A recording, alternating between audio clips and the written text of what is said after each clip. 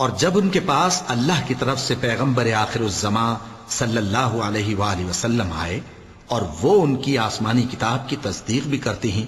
تو جن لوگوں کو کتاب دی گئی تھی ان میں سے ایک جماعت نے اللہ کی کتاب کو پیٹ پیچھے پھینک دیا، گویا وہ جانتے ہی نہیں، اور ان چیزوں کے پیچھے لگ گئے جو سلیمان کے عہد سلطنت میں شیاطین پڑھا کرتے تھے۔ اور سلیمان نے مطلق کفر کی بات نہیں کی، بلکہ شیطان ہی کفر کرتے تھے کہ لوگوں کو جادو سکھاتے تھے، اور وہ یعنی بنی اسرائیل ان باتوں کے بھی پیچھے لگ گئے جو شہر بابل میں دو فرشتوں یعنی ہاروت اور ماروت پر اتری تھی، اور وہ دونوں کسی کو کچھ نہیں سکھاتے تھے جب تک یہ نہ کہہ دیتے کہ ہم تو ذریعہ آزمائش ہیں، تم کفر میں نہ پڑو۔ غرض لوگ ان سے وہ چیز سیکھتے جس سے میاں بیوی میں جدائی ڈال دے، اور اللہ کے حکم کے سوا وہ اس چیز سے کسی کا کچھ بھی نہیں بگاڑ سکتے تھے،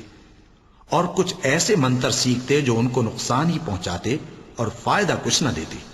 اور وہ جانتے تھے کہ جو شخص ایسی چیزوں یعنی سحر اور منتر وغیرہ کا خریدار ہوگا اس کا آخرت میں کچھ حصہ نہیں،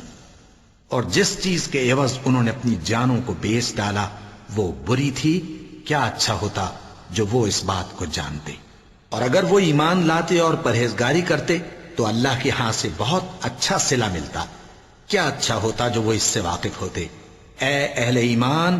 گفتگو کے وقت پیغمبر صلی اللہ علیہ وآلہ وسلم سے رائنا نہ کہا کرو، انظرنا کہا کرو، اور خوب سن رکھو، اور کافروں کے لیے دکھ دینے والا عذاب ہے۔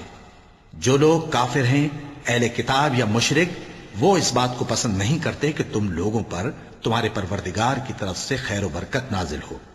اور اللہ تو جس کو چاہتا ہے اپنی رحمت کے ساتھ خاص کر لیتا ہے،